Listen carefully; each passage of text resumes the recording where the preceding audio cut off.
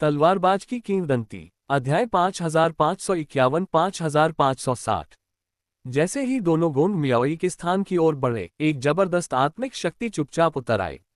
ये शक्ति जियान वुशुन से परिचित थी। ये तीन राजाओं की आत्मा मार्ग विरासत थी।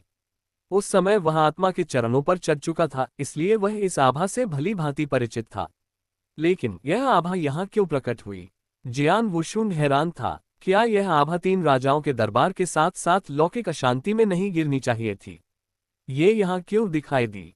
ये बहुत अजीब था। स्विश स्विश स्विश शक्तिशाली आत्माएं उतरने लगी और आत्मिक शक्ति इतनी प्रबल हो गई कि वह अपने चरम पर पहुंच गई।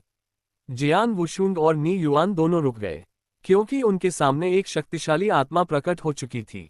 उनकी उपस्थिति में एक जानवर के सिर वाली आत्मा में परिवर्तन होने लगा। उसकी भ्रामक आत्मा पर दिव्य शक्ति प्रकट हुई, और वह शक्ति अंतरिक्ष अग्नि रसातल पत्थर की शक्ति थी। ये आत्माएं वास्तव में अपने दिव्य शरीर और भौतिक रूपों को पुनः प्राप्त करने के लिए अंतरिक्ष अग्नि अथाह पर्वत की शक्ति को अवशोषित कर रही थीं। जियान वुशुन बहुत आश्चर्यचकित हुआ।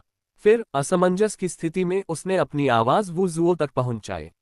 ये शेन लिंग है, वह कार्रवाई कर रहा है, वुजुओ ने उत्साह से कहा।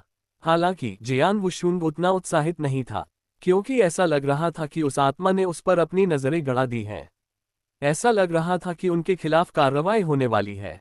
बिना किसी हिचकिचाहट के जियान वुशुन ने जुएयुन तलवार निकाल ली। बाद में नी युआन के शरीर पर एक हाथ रखा गया और नी युआन के शरीर में जीवन की एक राजसी शक्ति इंजेक्ट की गई, जिससे वह तुरंत अपनी चरम अवस्था में वापस आ गया। जियान वुशुन ने याद दिलाया, इन चीजों को संभाल कर रखो, बाद में तुम्हें इनकी जरूरत पड़ेगी। फिर उसने सरसों का एक दाना निकाला और नी युआन को थमा दिया। उसके अंदर कुछ खजाने थे, अनंत खजाने का एक पूरा सेट। उन्हें डर था कि नी युआन गिर सकता है, और ये खजाने रक्षा के रूप में भी काम आ सकते हैं। ये आत्मा शरीर सरल नहीं थे, और प्रवर्तन हॉल के प्रवर्तक भी कार्रवाई करेंगे। तब तक स्थिति अराजक हो चुकी होगी। अगर कोई सावधान नहीं रहा तो टियर 6 सम्राट भी गिर सकता है। टियर 5 के शीर्ष स्तर के सम्राट नी युआन की तो बात ही छोड़िए। चलो पहले मियाओई को ढूंढते हैं, नी युआन ने परिवर्तन देखने के बाद तत्काल कहा। वह गोंड मियाओई की सुरक्षा को लेकर चिंतित था। वुजुओ के अनुसार यहाँ एक बड़ी लड़ाई होगी। चूंकि उसे अपनी बेटी मिल गई थी, इसलिए वह उसे फिर कोई नुकसान नहीं होने देगा। अतीत में उसने उसकी मां की अच्छी तरह से सुरक्षा नहीं की थी, लेकिन आज वह हर कीमत पर अपनी बेटी की सुरक्षा सुनिश्चित करेगा। जियान वुशुन ने सिर हिलाया और आगे बढ़ने के लिए तैयार हो गया, लेकिन आत्मा शरीर जिसने अभी तक अपनी पूरी ताकत हासिल नहीं की थी, ने उनका रास्ता रोक दिया। मैंने जियान वुशुन को ढूंढ लिया है। अपनी ताकत बहाल करने के बाद जल्दी से दूसरे पक्ष के शब्दों को जियान वुशुन की तलवार ने आत्मा शरीर को तोड़कर काट दिया। ये आत्मा शरीर बहुत कमजोर थे। आत्मा की ताकत को देखते हुए दूसरा पक्ष कम से कम टियर 6 सम्राट स्तर का था। हालांकि वे जियान वुशुन की तलवार के वार को रोक भी नहीं पाए, ज्यादा से ज्यादा टियर 5 सम्राट की ताकत दिखाते हुए और बिना किसी बचाव के। जाओ। जियान वुशुन नी युआन के साथ तेजी से गोंड मियाओई की दिशा में भाग गया। शेन लिंग के तरीके बहुत रहस्यमय थे। ये आत्मा शरीर तुरंत नीचे उतरे, जिससे न केवल जियान वुशुन बल्कि वुजुओ भी आश्चर्यचकित हो गए। हालांकि यह उनके लिए फायदेमंद साबित हुआ।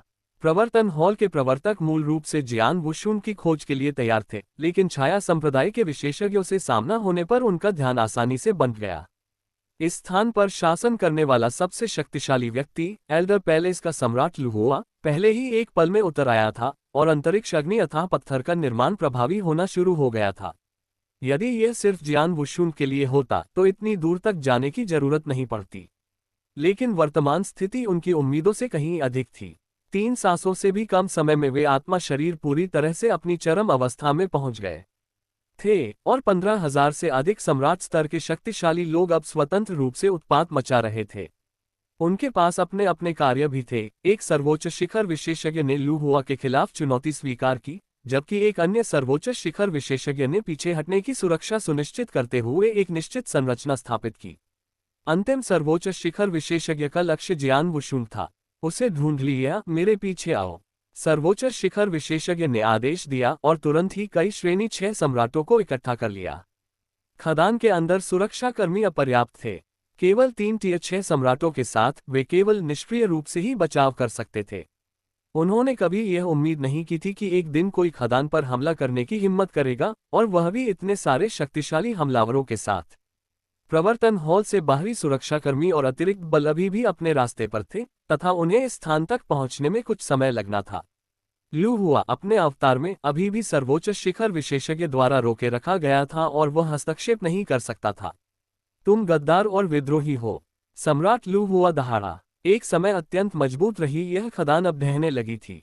उनका अवतार अधिक समय तक नहीं रहेगा, और इस समय उनका मुख्य दल युवानयांग एल्डर पैलेस के मुख्यालय में सेना एकत्रित कर रहा था। युवानयांग झील, जो कि एल्डर पैलेस का मुख्यालय था, में न केवल बुजुर्ग लोग थे, बल्कि बड़ी संख्या में उत्तराधिकारी और स्वदेशी सम्राटों के बीच शीर्ष स्तर के विशेषज्ञ भी मौजूद थे। उन सभी को आदेश प्राप्त हुए, जो इनहेरिटेंस के लिए एक मिशन की तरह प्रतीत हुआ। कुछ ही क्षण में 100,000 सैनिक एकत्रित हो गए। हालांकि इतनी बड़ी संख्या में लोगों को एक साथ ले जाना स्पष्ट रूप से असंभव था, ये काम समूहों में करना पड़ा। इसके लिए समय की आवश्यकता थी। सम्राट लू हुआ स्थिति को स्थिर करने के लिए पहले अपने वास्तविक स्वरूप को टेलीपोर्ट कर सकते थे। भनभनाना, एक क्षण में ही लड़ाई उच्चतम स्तर पर पहुंच गई। सम्राट लू हुआ ने व्यक्तिगत रूप से कार्रवाई की, जिससे पूरा खनन पर्वत कांप उठा। हालांकि एक व्यक्ति 4 हाथों से मुकाबला नहीं कर सकता था। सम्राट स्तर के हजारों विशेषज्ञों ने पहले ही पूरे खनन पहाड़ को अराजकता में डाल दिया था। जियान वुशुन नी युआन के साथ अराजक युद्ध के मैदान में गोंड मियाओई का ठिकाना खोजने के लिए संघर्ष कर रहा था। बाहर से शक्तिशाली व्यक्ति आते रहे, जिससे युद्ध और भी अराजक हो गया।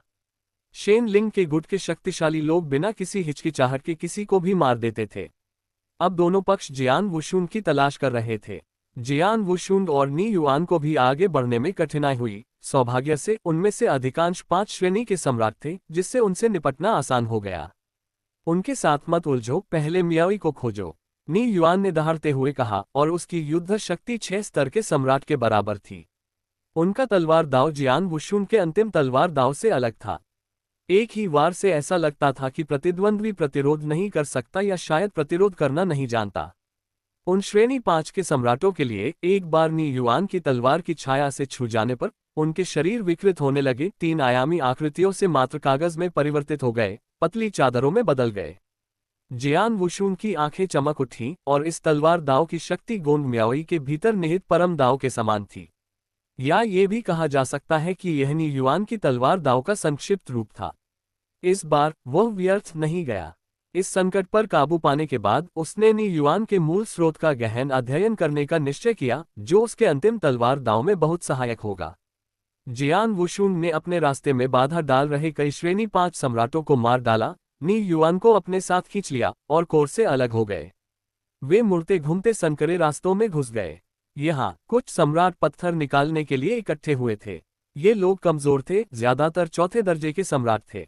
बाहर जाने का मतलब था एक मृतंत। जब तक कोई 5वां दर्जे का सम्राट दिखाई देता, उन्हें बहाकर ले जाया जा सकता था। इसलिए वे इस जगह को छोड़ने की हिम्मत नहीं कर पाए। गोंड मियाओई की आभा को अपने निकट महसूस करते हुए बिना किसी हिचकिचाहट के जियान वुशुन नी युआन को साथ लेकर आगे बढ़ गया। इस समय पत्थर की दीवार से चिपके एक अजीब सम्राट ने अपनी आंखें खोली और कर्कश स्वर में कहा, जियान वुशुन मेरे साथ है। जल्दी करो, लोगों को लाओ। इन लोगों के यहाँ आने का कारण जियान वुशुन था। इन लोगों को मारना केवल अराजकता पैदा करने की एक चाल थी। संदेश प्राप्त होने पर सभी लोग स्रोत की ओर एकत्रित हुए और शीघ्र ही 5 श्रेणी 6 सम्राट वहां उतर आए। जियान वुशुन, गोंड मियाओई तीनों अभी अभी एकत्र हुए थे और उन्होंने खुद को खदान की गुफा में घिरा हुआ पाया। सौभाग्य से वहां केवल एक ही निकास था, जिससे एक व्यक्ति के लिए रास्ता खुला था। उन्हें केवल रोका गया था, इससे अधिक कुछ नहीं। नी युआन ने मूर्खता से गोंड मियाओई को घूर कर देखा। उसने अपने दिल में जो अनगिनत शब्द तैयार किए थे, वे उसकी जुबान पर थे, फिर भी वह उन्हें स्पष्ट रूप से कहने में झिझक रहा था। ये तब तक नहीं हुआ जब तक गोंड मियाओई ने पहले बात नहीं की। धीरे से कहा, पिताजी। पिता और पुत्री गले मिले। बिना शब्दों के ही सब कुछ समझ में आ गया। जियान वुशुन ने नजर घुमाई, चतुराई से अंतर को पाट दिया और प्रतिद्वंद्वी की बढ़त को अस्थायी रूप से रोक दिया।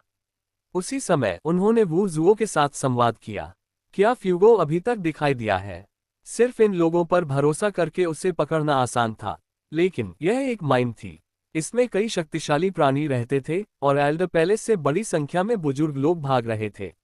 अगर वे उसे पकड़ भी लेते तो भी बिना किसी नुकसान के बच निकलना मुश्किल होता। वुजुओ भी चिंतित था, मानसिक संचार के माध्यम से जवाब दे रहा था, अभी नहीं। उनका लक्ष्य फ्यूगो था, न कि ये साधारण सम्राट। भले ही वे 3 सर्वोच्च शिखर प्राणियों को पकड़ लें, लेकिन इससे उन पर कोई खास असर नहीं पड़ेगा। जियान वुशुन, तुम पहले आत्मसमर्पण करने का नाटक करो, इन लोगों के साथ चले जाओ। मुझे नहीं लगता कि फ्यूगो आने का इरादा रखता है। हम एक कदम और आगे बढ़ सकते हैं। शायद तब तक हम फ्यूगो को देख पाएंगे। निश्चिंत रहो, जब तक फ्यूगो दिखाई देता है, जेनलिंग व्यक्तिगत रूप से हस्तक्षेप करेगा।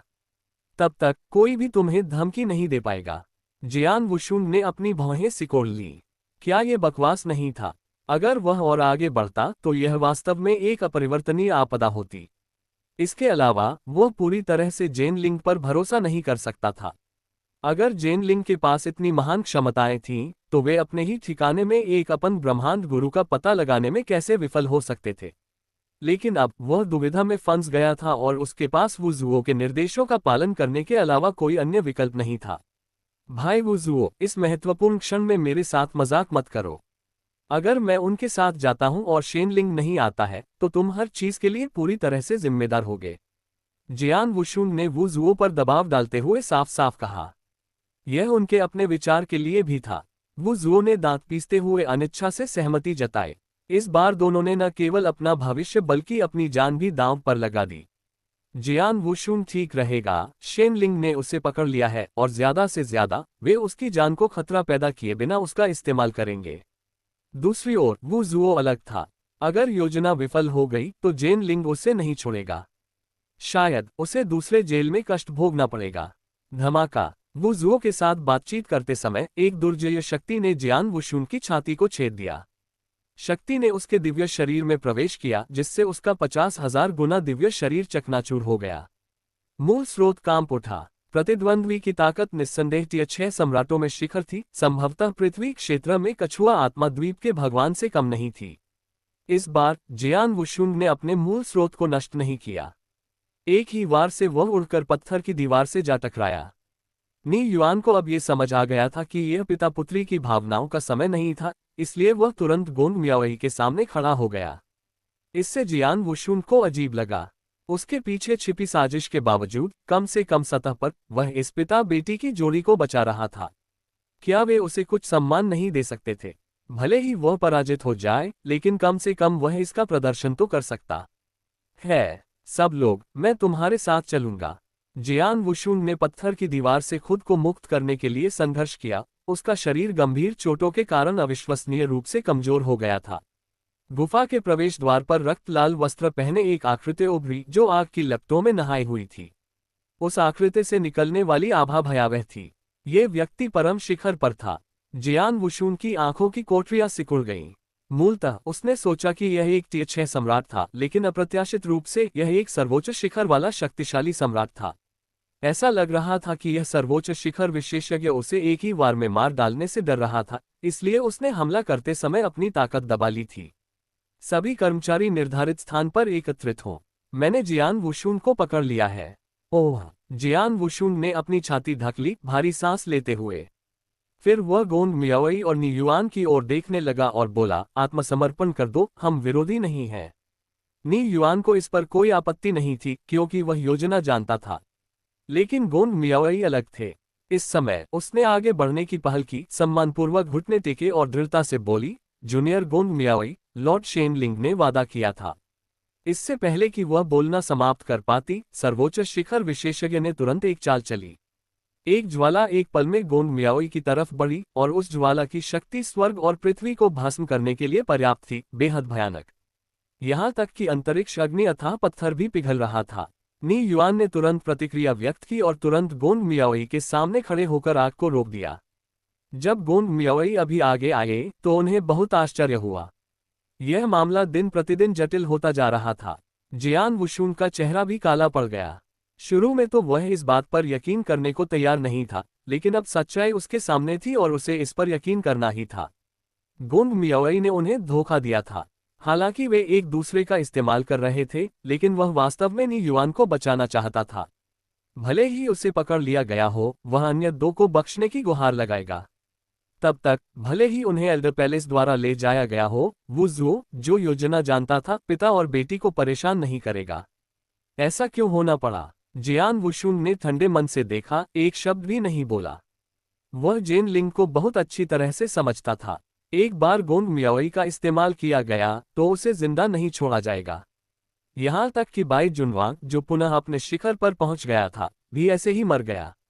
गोंद मियाओई जैसी किसी महिला का तो जिक्र ही न करें, उसे पकड़ लेने का मतलब था कि उसकी कोई उपयोगिता नहीं रह गई थी।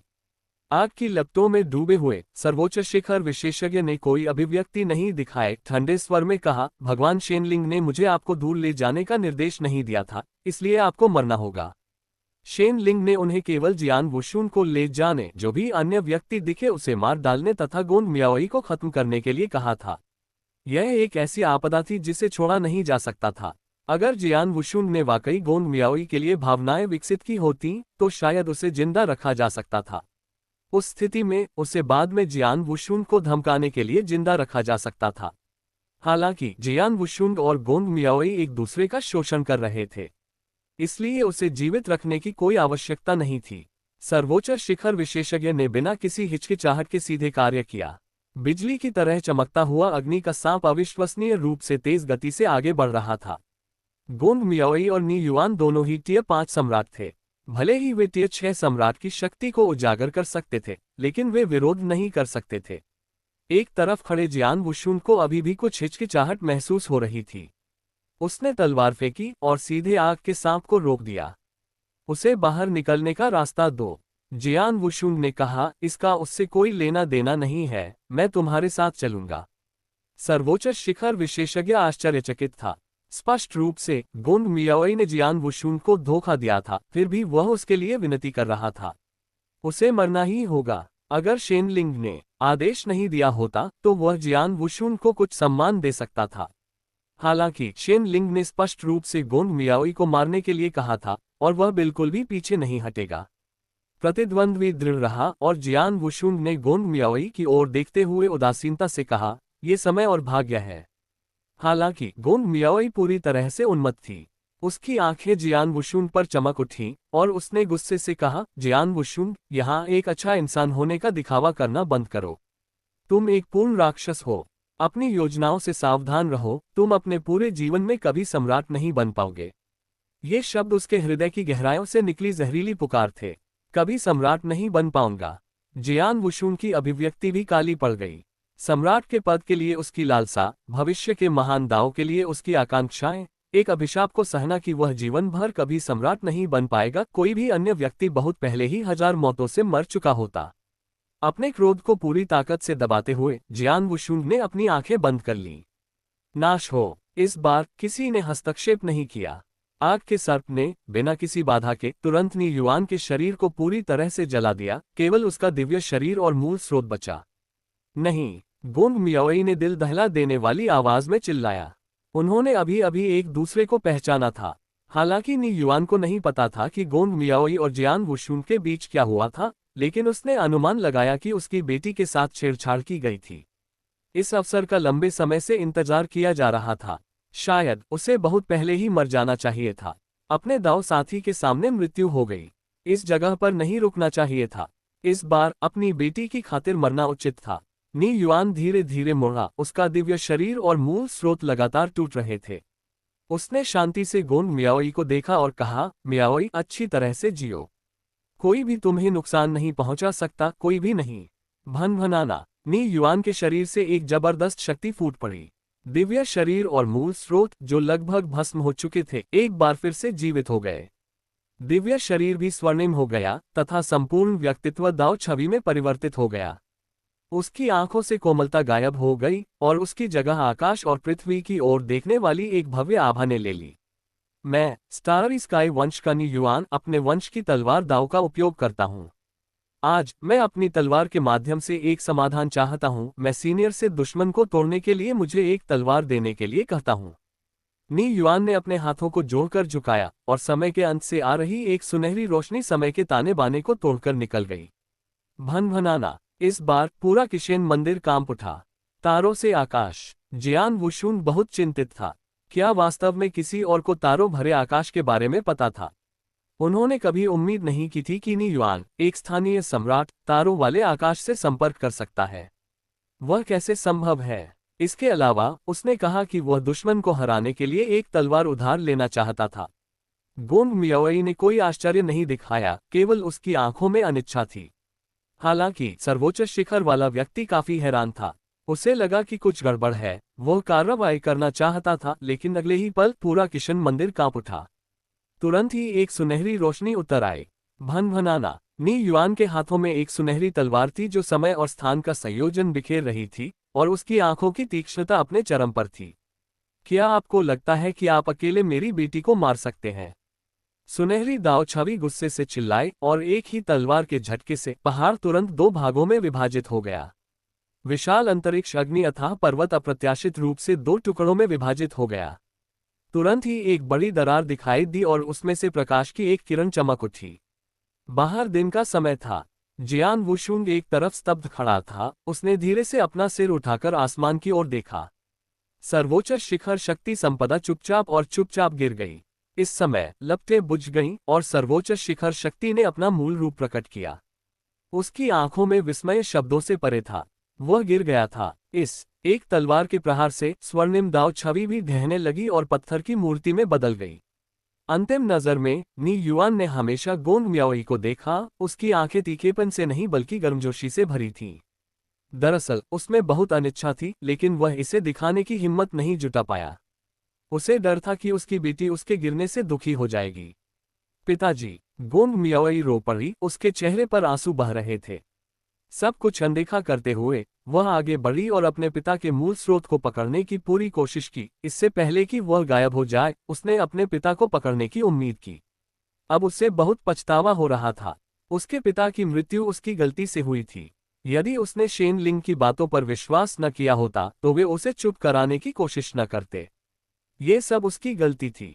जियान वुशुंग, जो अपनी जगह पर स्थिर था, ने देखा कि नी युआन का मूल स्रोत पूरी तरह से गायब नहीं हुआ था। एक पल में उसने कार्य किया। उसकी जीवन शक्ति फूट पड़ी, जिसने उसे तुरंत उसके शिखर पर वापस ला दिया।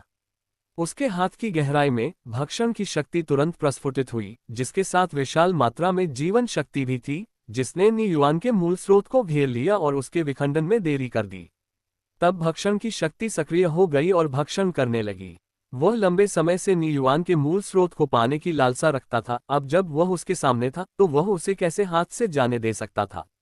इसके अलावा उस तलवार के प्रहार की शक्ति को देखने के बाद वह पूरी तरह से उस पर मोहित हो गया। उस तलवार के प्रहार की शक्ति संभवतः सम्राट की क्षमताओं से अधिक थी। एक तलवार का प्रहार जिसने एक सर्वोच्च शिखर विशेषज्ञ को मार डाला और यहां तक कि अंतरिक्ष अग्नि अथाह पर्वत को भी चीर सकता था। शक्ति का ये स्तर संभवतः एक ब्रह्मांड मास्टर के स्तर तक पहुंच गया था। गोंग मियाओई ने अपना सिर घुमाया और जियान वुशुन को देखा, जो अप्रत्याशित रूप से अपने पिता के मूल स्रोत को निगल रहा था। उसका चेहरा आक्रोश से भरा हुआ था और वह पूरी ताकत से जियान वुशुन का सामना करना चाहती थी, लेकिन वह जियान वुशुन का मुकाबला नहीं कर सकी। जियान वुशुन ने ठंडी सांस ली। कैंडल ड्रैगन के पंजे ने सीधे गोंग मियाओई की गर्दन पकड़ ली और वह दहाड़ता हुआ बोला, अगर तुम नहीं होते तो नी युआन की मौत नहीं होती। क्या तुम समझती हो? उसने उसकी भव्य योजना को लगभग बर्बाद कर दिया। उसे नी युआन का मूल स्रोत प्राप्त करना था। यदि नी युआन जीवित होता तो वह उससे सीखना चाहता। अब जब नी युआन गिर चुका था तो वह उसे गायब होते हुए नहीं देख सकता था। तारों वाला आकाश वंश। जियान वुशुन ने अंदर ही अंदर आह भरी। उसे आश्चर्य हुआ कि क्या उसे स्टारर स्काई वंश का हिस्सा माना जा सकता है। शुरू में उसने सोचा था कि वह तारों वाले आकाश में प्रवेश करने वाला अकेला व्यक्ति था। हालांकि उसे यह जानकर आश्चर्य हुआ कि नी युआन की तलवार दाव मूल स्रोत भी तारों वाले आकाश से आया था। तारों वाले आकाश का उस पर बहुत प्रभाव पड़ा। उसने तारों वाले आकाश में चरम दाव में महारत हासिल कर ली, जबकि नी युआन ने तलवार दाव को समझ लिया था। तारों भरा आकाश वंश। अब उसके दिल में एक अतिरिक्त अनिश्चितता घर कर गई। यदि किशन मंदिर के मूल निवासी भी तारों वाले आकाश में गए थे, तो क्या अन्य लोग भी वहां गए थे, और उन्होंने ये कैसे किया? हुकिन। जियान वुशुन को तुरंत एक व्यक्ति का ख्याल आया। सिर्फ एक कदम के साथ हुकिन ने तुरंत दांव पर कदम रखा। उसे हमेशा से संदेह था। बाद में उसे गलती से पता चला कि हु किंग एक पुनर्जन्म वाला प्राणी था। उस समय जियान वुशुंग ने इसके बारे में ज्यादा नहीं सोचा था। हालांकि अब ऐसा लग रहा था कि अपने ज्ञानोदय के क्षण के दौरान हु किंग ने भी पुनर्जन्म के अनगिनत चक्रों के बाद जबरदस्त ताकत हासिल करते हुए तारों वाले आकाश में प्रवेश किया होगा। यदि ये केवल दाव की ओर एक कदम होता तो उसका चरित्र इतना नाटकीय रूप से नहीं बदलता। यदि यह उसके पिछले जीवन की यादों के कारण भी हो तो भी यह इतना गंभीर नहीं होगा। अपने पिछले जीवन में हु किंग हालांकि परम दाव पर था, लेकिन उसकी क्षमता औसत ही थी। वर्तमान संदर्भ में कोई वास्तव में कह सकता है कि उसकी क्षमता औसत थी। वर्तमान हु किंग अपने पिछले जीवन और यहां तक कि संपूर्ण आदिम ब्रह्मांड की तुलना में एक शीर्ष प्रतिभाशाली व्यक्ति था। कुछ ही समय में वह छठे स्तर के सम्राट के स्तर तक पहुंच गया था तथा अनगिनत युगों से अभ्यास कर रहे कई पुराने साथियों को पीछे छोड़ दिया था तथा शीघ्र ही शांत की गति के बराबर पहुंच गया था। स्वर्ग को चुनौती देने वाली यह क्षमता केवल उसके पिछले जीवन के कारण नहीं हो सकती, ये तारों भरे आकाश से भी संबंधित हो सकती है। नी युआन भी कुछ ऐसा ही था। नी युआन से यह अनुमान लगाया जा सकता है कि भले ही उसने पूरे युग तक अभ्यास नहीं किया था और वह एक देशी सम्राट था, फिर भी वह अपने वर्तमान स्तर पर पहुंच गया था। विरासत के बिना 4 महान गुप्त क्षेत्रों में नी युआन की क्षमता निस्संदेह उसे एक शीर्ष प्रतिभा बनाती। टियर 5 के शिखर स्तर पर एक युग से भी कम समय में पैदा हुए टियर 6 सम्राट की युद्ध शक्ति के बराबर। तारों भरा आकाश। जियान वुशुंग इसके लिए तरस गया। किशन मंदिर ने पर्याप्त सहायता प्रदान की, लेकिन तारों वाले आकाश को जन्म देना भविष्य की आकांक्षा का प्रतिनिधित्व करता था। वह स्थान शक्तिशाली लोगों का पालना था। मूल ब्रह्मांड के विशाल विस्तार और समय और स्थान की नदी में कोई भी ब्रह्मांड गुरु नजर नहीं आ रहा था। यह उनके लिए अपनी शक्ति बढ़ाने के लिए बिल्कुल भी उपयुक्त स्थान नहीं था। यदि किशन मंदिर का आविर्भाव न होता तो अरबों युगों तक फैली उनकी समय और स्थान की नदी शायद ही प्राचीन मोरो टेम्पोरल स्पेस के स्तर तक पहुंच पाती। यहां तक कि मोरो टेम्पोरल स्पेस के स्तर पर भी वे इसकी अपार शक्ति के कारण संभवतः गिर जाएंगे। ब्रह्मांड, समय और स्थान तथा तारों भरा आकाश। जियान वुशुन के मन में तारों भरे आकाश के प्रति अधिक लालसा थी, क्योंकि समय और स्थान की नदी ने उस पर केवल ऐसी ही छाप छोड़ी थी। हालांकि उन्होंने शुरू में तारों वाले आकाश में समय और स्थान की कई नदियां देखी थीं, उनमें से कुछ तो बहुत ही भयानक थीं, जो ब्रह्मांड की जीवनदायिनी थी, लेकिन अंततः वे सिर्फ रेखाएं ही थीं। तारों वाला आकाश ही सच्चा वाहक था। इन सब की तुलना में फ्यूगो, वुजुओ और योजनाएं जैसे मामले अप्रासंगिक हो गए। जियान वुशुंग ने सावधानीपूर्वक नी युआन के मूल स्रोत को अपने शरीर में अवशोषित किया और अंततः राहत की सांस ली। इस बार सबसे बड़ा लाभ शेनलिंग का ध्यान आकर्षित करना नहीं था, बल्कि तारों वाले आकाश के बारे में जानकारी प्राप्त करना था। दुर्भाग्य से उसे नी युआन के मूल स्रोत से तारों वाले आकाश के बारे में कोई जानकारी नहीं मिल पाई। फिर भी वो मूल स्रोत दाव से एक मजबूत तलवार इरादे को महसूस कर सकता था। अपने अंतिम तलवार दाव के विपरीत नी युआन का तलवार दाव अधिक परिष्कृत था। शायद ऐसा इसलिए था क्योंकि नी युआन भी तलवार दाव में पूर्णता तक पहुंच गया था, या शायद ऐसा इसलिए था क्योंकि उसका तलवार दाव तारों वाले आकाश से उत्पन्न हुआ था। जियान वुशुन को बाद वाली बात पर ज्यादा भरोसा था कि यह तारों वाले आकाश से आया है। उसे अपनी तलवार दाव पर पूरा भरोसा था। केवल स्वर्ग के विरुद्ध जाने पर निर्भर रहना उसकी तलवार दाव की तुलना नहीं कर सकता था। परम तलवार दाव के 8वें स्तर के शिखर पर सभी परम दाव लॉर्ड्स के बीच कोई भी उसकी तुलना नहीं कर सकता था। ये शक्ति का प्रदर्शन था और आत्मविश्वास। परम तलवार दाव पर उनकी महारत प्रत्येक कदम के साथ अपार अवसरों की एक श्रृंखला थी। अब वह सिर्फ एक कदम दूर था। जब तक वह पूर्णता तक पहुंच जाता, वह दाव मर्ज कर सकता था। एक बार जब वह सम्राट बन जाता तो उसकी शक्ति तेजी से बढ़ सकती थी। उस समय वह सीधे सर्वोच्च शिखर से प्रतिस्पर्धा कर सकता था, यहां तक कि थोड़े समय के लिए सर्वोच्च शिखर के दायरे में कदम भी रख सकता था। जीवन शक्ति की शिखर तकनीक के संबंध में उन्होंने इससे पहले ही पूर्ण कर लिया था तथा लघु महायान के स्तर तक पहुंच गए थे। तलवार दाव में पूर्णता प्राप्त करने के बाद इसे संयोजित करके वह एक बड़े क्षेत्र तक पहुंच सकता था, गहन कलाओं को तोड़ सकता था और सीधे चुनौती दे सकता था। जहां तक स्थानिक क्षेत्र के मार्ग का प्रश्न है, वह बहुत धीमा था। सम्राट बनने से पहले ब्लैक होल के दायरे में पहुंच जाना ही काफी माना जाता था। सम्राट बनने के बाद अंतरिक्ष के बारे में उनकी समझ में कुछ सुधार होगा, लेकिन स्थानिक क्षेत्रों में कोई महत्वपूर्ण छलांग नहीं लगेगी। सर्वोच्च शिखर तक पहुंचने के लिए लोगों पर निर्भर रहना असंभव था। अंतरिक्ष का ब्रह्मांड में विकास ब्रह्मांड गुरु बनने की दिशा में पहले से ही आधा कदम था। वर्तमान में केवल एक ही व्यक्ति था जो गुप्त तकनीकों और क्षेत्रों दोनों में एक साथ सर्वोच्च शिखर पर पहुंच गया था, और वह था शान। अनेक उत्तराधिकारियों में से केवल एक ही इस स्तर तक पहुंच पाया था। इनहेरिटर्स के अलावा वू जुओ भी इसी स्तर पर था। जहां तक उन कठपुतली हॉल मास्टरों का सवाल है, यह अज्ञात था। जियान वुशुन ने गोंग मियाओई को एक तरफ छोड़ दिया, उस पर कोई ध्यान नहीं दिया। इस बार उसका जीवित रहना पूरी तरह से भाग्य पर निर्भर था। अब पहल तो उसे ही करनी थी। एल्डर पैलेस से शक्तिशाली लोग आते रहे और शेन लिंग द्वारा व्यवस्थित किए गए लोग जल्दी ही पराजित हो गए। अब उसे इन लोगों से विनती करनी पड़ी कि वे उसे वहां से ले जाएं। चूंकि शेन लिंग ने इसे इस तरह से व्यवस्थित किया है, इसलिए कोई रास्ता अवश्य होगा। गुफा के बाहर सम्राटों के एक समूह ने जियान वुशुन को घेर लिया, लेकिन पास जाने की हिम्मत नहीं जुटा पाए, क्योंकि सर्वोच्च शिखर विशेषज्ञ जो अभी अभी अंदर आया था, गिर गया था, और यहां तक कि अंतरिक्ष अग्नि अथाह पर्वत भी दो भागों में विभाजित हो गया था। कोई नहीं जानता था कि जियान वुशुन वास्तव में कितना शक्तिशाली था। डरो मत, हम एक ही पक्ष में हैं। जियान वुशुन ने एक टोकन निकाला, और जब सम्राटों ने इसे देखा तो उन्होंने राहत की सांस ली।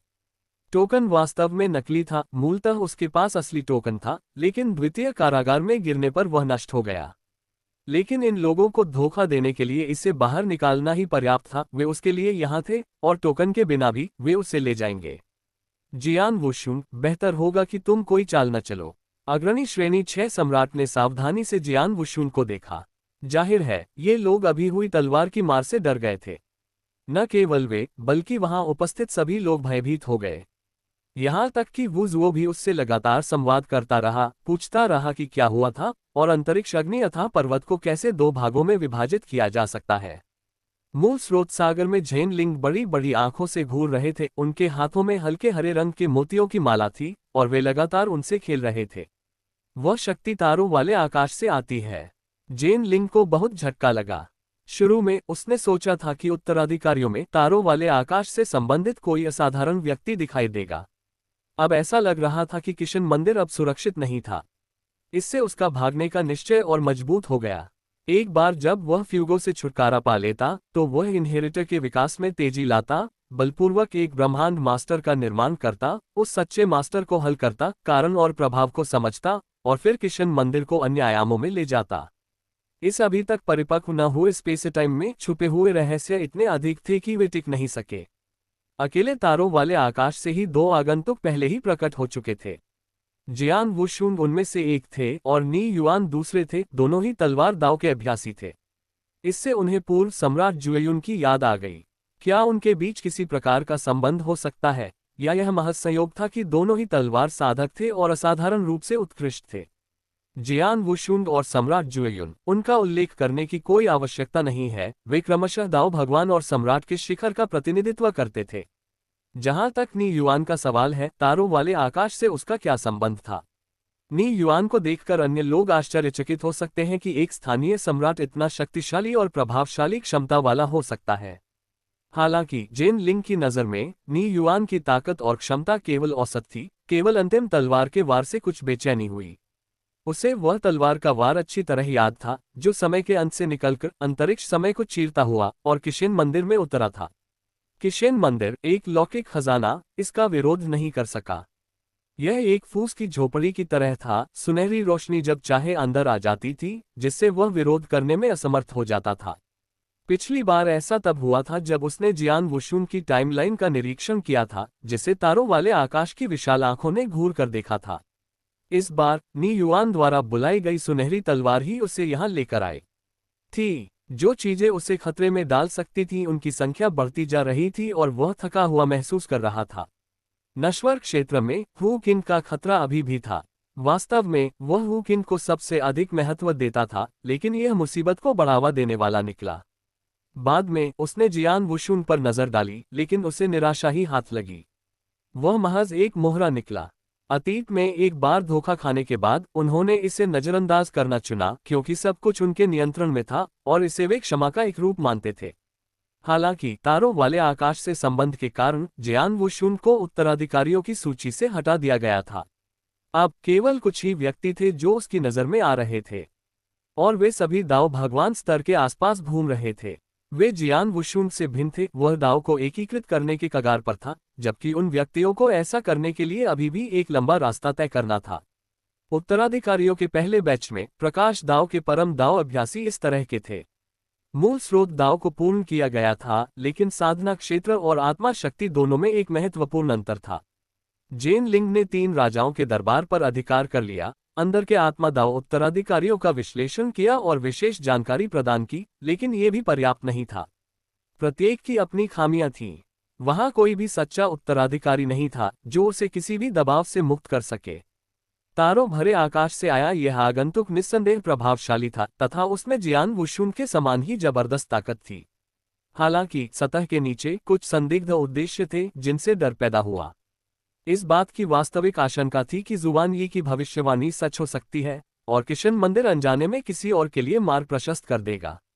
किशन मंदिर का संपूर्ण अस्तित्व समय रेखा से मिट जाने का खतरा था, जो एक कड़वी संभावना थी। जेन लिंग, जो किशन का अभिन्न अंग था, जन्मसिद्ध अधिकार से किशन मंदिर का हिस्सा था। स्थिति संतोषजनक नहीं थी। सांस थकावट आ गई। योजना को बहुत सावधानी से तैयार किया गया था, लेकिन इसका क्रियान्वयन बेहद चुनौतीपूर्ण साबित हुआ। जेन लिंग सहित सभी लोग अथक प्रयास में संघर्ष करते रहे। इस समय जियान वुशुन वास्तव में अपने जीवन के साथ जुआ खेल रहा था। उसने कभी यह नहीं सोचा था कि शेनलिंग को उसे खत्म करने के लिए भेजा जा सकता है। सम्राटों का पीछा करते हुए वे एक गुप्त स्थान में प्रवेश कर गए। अभी कितने आने बाकी हैं?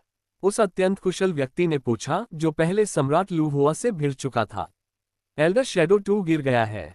केवल कोई वन ही खदान के भीतर रह गया है, जो प्रतिबंधों को बाधित कर रहा है। एक बार प्रतिबंध टूट जाने पर हम तुरंत निकल सकते हैं। एल्डर शैडो 1 ने जियान वुशुन की ओर देखा और अपेक्षाकृत सुचारू प्रगति पर संतोष व्यक्त किया। जिन लोगों ने यहां आने का साहस किया, उन्हें जीवित वापस लौटने की आशा नहीं थी। अब और इंतजार नहीं कर सकते, सीधे कुई वन को खोजने जाओ, निषेध को तोड़ो और सीधे निकल जाओ। लू हुआ की ताकत बहुत मजबूत है, वह हमें कुछ ही समय में मिटा सकता है। शैडो 1 की आंखों में चिंता का भाव था। दरअसल सम्राट लू हुआ की ताकत सिर्फ सुनी सुनाई बातें नहीं थीं। वह अंतरिक्ष क्षेत्र के शिखर पर पहुंच गया था, लगभग ब्रह्मांड के स्तर तक पहुंच गया था। केवल एक गुप्त तकनीक की कमी थी। एक बार गुप्त तकनीक में निपुणता प्राप्त हो जाने पर उसके पास उस समय के किशन के अधीन दिव्य जनरलों की शक्ति होगी।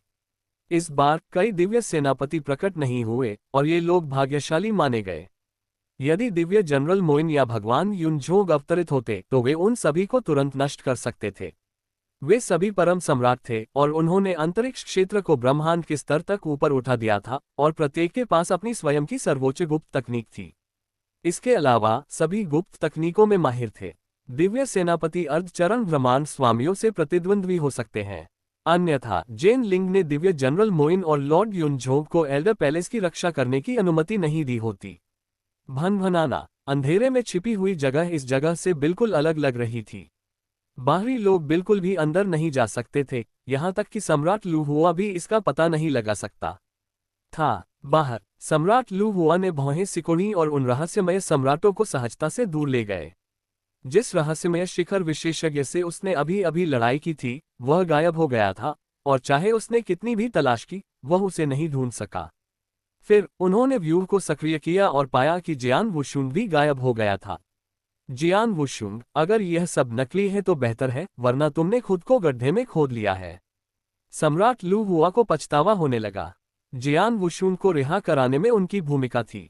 यह अपरिहार्य था। उस समय न केवल महल के स्वामी का पद बचा रह पाना संभव नहीं था, बल्कि यह भी भय था कि उनकी जान भी जा सकती थी। अब वू जुओ से कहे गए शब्दों पर विचार करते हुए उसके पास पीछे मुड़ने के लिए कोई चेहरा नहीं था। अनुसरण करने के लिए केवल एक ही रास्ता था। भनभनाना, कियानकुन गुफा के प्रवेश द्वार पर प्रतिबंध खत्म होते जा रहे थे। यहाँ प्रतिबंध इतने भयानक थे कि सर्वोच्च शिखर विशेषज्ञ भी उन्हें तोड़ नहीं सकते थे। उन्हें तोड़ने के लिए विशेष साधनों की आवश्यकता थी, और शेन लिंग अच्छी तरह से तैयार था। केवल कुछ सर्वोच्च विशेषज्ञों पर निर्भर रहना लगभग असंभव था। जब ये प्रतिबंध बनाए गए थे तो इन्हें सर्वोच्च शिखर के शीर्ष विशेषज्ञों की सुरक्षा के लिए बनाया गया था। यदि 18 दिव्य सेनापति भी एकत्र हो जाएं, तो भी वे इसे तोड़ नहीं सकेंगे। लेकिन शेन लिंग के पास इसका समाधान था। प्रतिबंधों को तोड़ने वाला कोई वन था। सांसारिक क्षेत्र में कोई संगठन के ग्रैंड कमांडर। उनकी पहचान अत्यंत रहस्यमय थी। इसकी चर्चा करते हुए जियान वुशुन ने एक बार उसके खिलाफ लड़ाई लड़ी थी। मोलुओ राष्ट्र की सीमा पर उन्होंने प्रतिद्वंद्वी के तरीकों का अनुभव किया था। कुई वन कोई और नहीं बल्कि मोलुओ के बड़े ग्रैंड मास्टर थे। जब वह उस समय पागलपन की हद तक विस्तार कर रहे थे तो वह इसी दिन के लिए था। एक बार वह चला गया तो मोलुओ बिना किसी आश्रय के नष्ट हो जाएगा।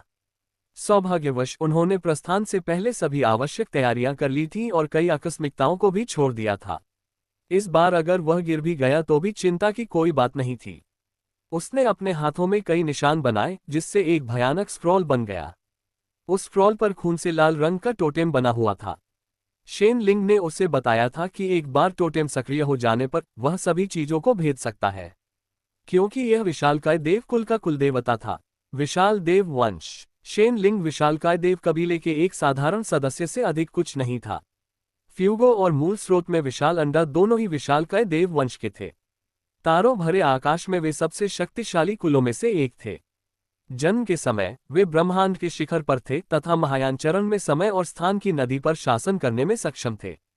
तारों भरे आकाश के विशाल विस्तार में समय और स्थान की 100 से ज्यादा नदियों के साथ विशालकाय देव कबीले में केवल दर्जनों ऐसे दुर्जेय व्यक्ति थे जो एक को नियंत्रित कर सकते थे। उनमें से आधे से ज्यादा समय और स्थान की एक नदी को नियंत्रित कर सकते थे। ऐसी थी इस दुर्जेय सेना की ताकत। जब किशन अपने चरम पर पहुंचा तो अंततः गिरने से पहले उसने समय और स्थान की केवल एक नदी को नियंत्रित किया। दूसरी ओर विशालकाय देव कबीले ने दर्जनों को नियंत्रित किया। इसमें कोई आश्चर्य की बात नहीं थी कि सिर्फ एक फ्यूगो के साथ वे 3 राजाओं का सफाया कर सकते थे। टोटेम पर विभिन्न आकृतियां चमक उठीं, जिनमें से प्रत्येक विशालकाय देव वंश की एक महाशक्ति थी। इस क्षण निषेध टूटने लगे। गुंजन। तारों भरे आकाश से तुरंत ही एक चिल्लाहट गूंज उठी। एक बार फिर तारों भरे आकाश से। सौभाग्य से ये केवल एक आवाज थी, लेकिन इसकी शक्ति पहले की तलवार के वार से कम नहीं थी। तलवार शुद्ध वध थी, सभी जीवित प्राणियों को मार रही थी। हालांकि इस नारे में सभी चीजों का सार समाहित था, जो सीधे तौर पर निषेधों को तोड़ता था। निषेध टूट गए। कुई वन बहुत उत्साहित हुआ और उसने तुरंत शैडो वन को संदेश भेज दिया। स्विश। अंतरिक्ष उतर आया। जाना। सब कुछ अप्रत्याशित रूप से सुचारू रूप से चला। 1/4 घंटे से भी कम समय में उन्होंने जियान वुशुन को वश में कर लिया, निषेधाज्ञा तोड़ दी और भाग निकले। बस रहस्यमय अंतरिक्ष में एक चमक उभरने लगी। यह एक टेलीपोर्टेशन सरणी थी। जियान वुशुन इन लोगों के बीच खड़ा होकर आश्चर्य से देख रहा था। इस टेलीपोर्टेशन सरणी में निहित शक्ति व्हाइट टाइगर मंदिर में देखी गई सबसे शक्तिशाली शक्ति से कहीं अधिक शक्तिशाली थी। मंदिर में सबसे मजबूत टेलीपोर्टेशन व्यवस्था अंतरक्षेत्रीय यात्रा के लिए थी। हालांकि ऊपर से निकलने वाली शक्ति इस टेलीपोर्टेशन सरणी की तुलना में 10वां हिस्सा भी नहीं थी। उसे टेलीपोर्ट कहाँ किया जाएगा? जियान वुशुन अपने दिल में आश्चर्यचकित था। किशन मंदिर छोड़कर जा रहे हैं।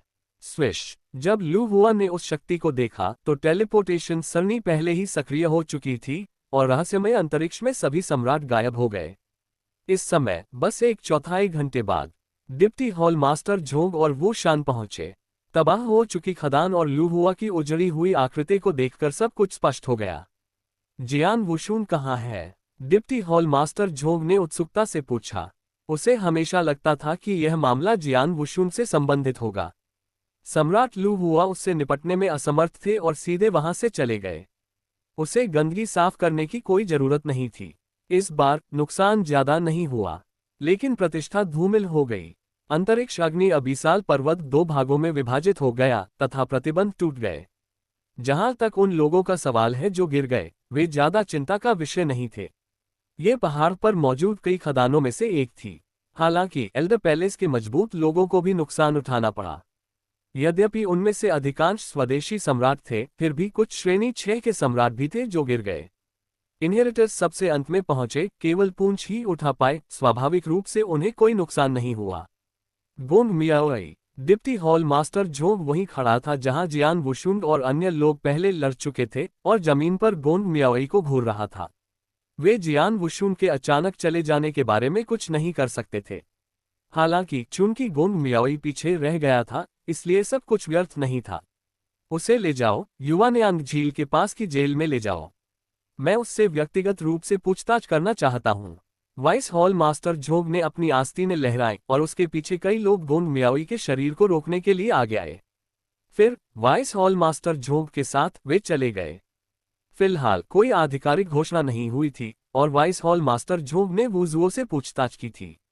उन्होंने पाया कि वुजुओ ने अचानक इस मामले में रुचि खो दी थी और उसके दिल में संदेह और अटकलें पनप रही थी।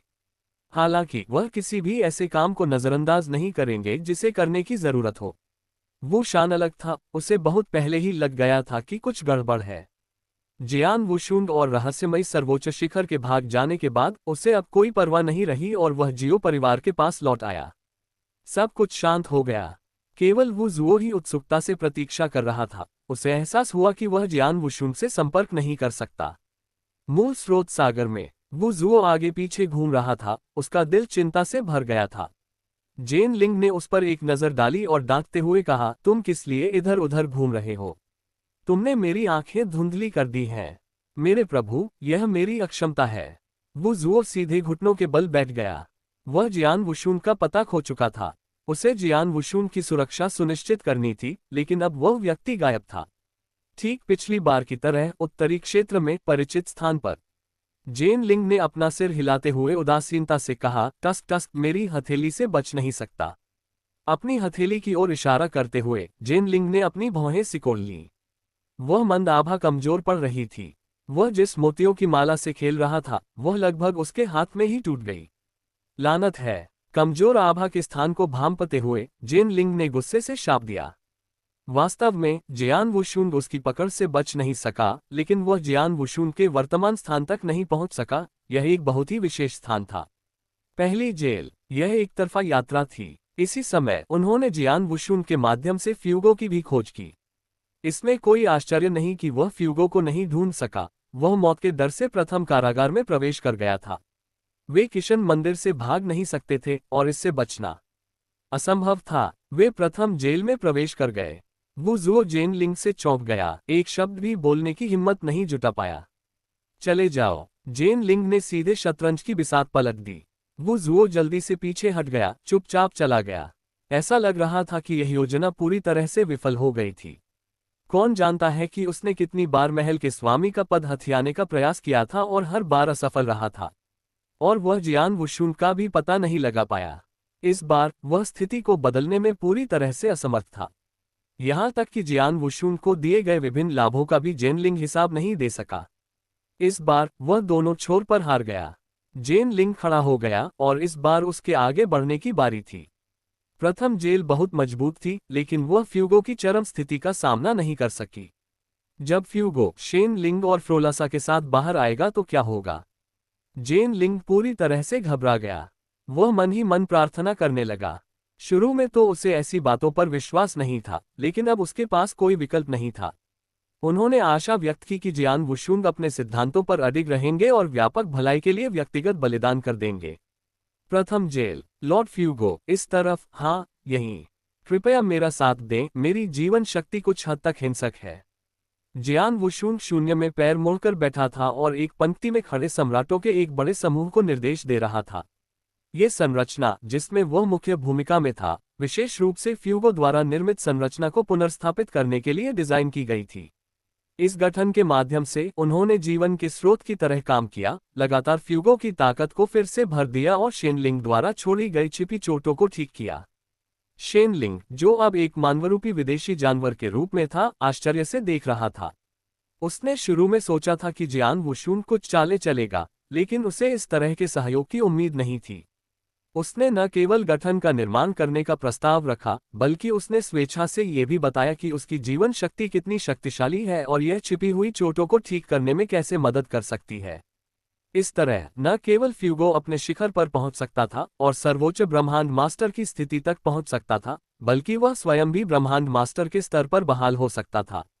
वह जन्म से ही दबा हुआ था, उसकी ताकत फ्यूगो से कहीं कम थी। उसने अभी अभी यूनिवर्स मास्टर के क्षेत्र में प्रवेश किया था। फिर भी ठीक होने और बच निकलने की क्षमता पहले से ही एक महत्वपूर्ण उपलब्धि थी। अनगिनत युगों से दबाए गए, उन्होंने अपना सर्वश्रेष्ठ प्रयास किया, हर कदम की गणना की, 4 महान गुप्त क्षेत्रों की व्यवस्था की, इस दिन की प्रतीक्षा की। लेकिन ये भी जियान वुशुन की विशिष्टता के कारण ही था कि सब कुछ आसानी से हो गया। मूल योजना के अनुसार फ्यूगो को प्रथम जेल में प्रवेश करना था, वह बाहर निकलने का रास्ता खोजने में सक्षम होगा। हालांकि चारों ओर चक्कर लगाने के बाद भी बाहर निकलने का कोई रास्ता नहीं था। मूल रूप से निराशा के कगार पर फिमिसा के पास जो कुछ बचा था वह सभी चीजों का मूल स्रोत था।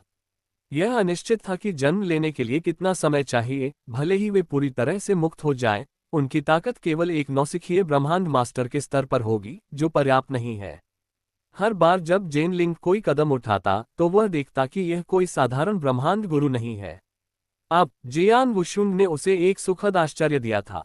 जीवन की शक्ति, वह सभी चीजों की शक्ति थी जो अपने सबसे परिपूर्ण रूप में विकसित हुई थी। इस शक्ति के साथ वह न केवल पिंजरे से बच सकता था बल्कि अपने शिखर पर भी पहुंच सकता था। अब लगभग समय हो गया है, हम जल्द ही निकल सकेंगे, शेनलिंग, जिसे फिमिसा के नाम से भी जाना जाता है, ने उत्साह से कहा। अपने जन्म के बाद से वह कभी भी स्वतंत्र नहीं था, केवल मूल स्रोत विरासत के माध्यम से बाहरी दुनिया की चमक को महसूस करने में सक्षम था।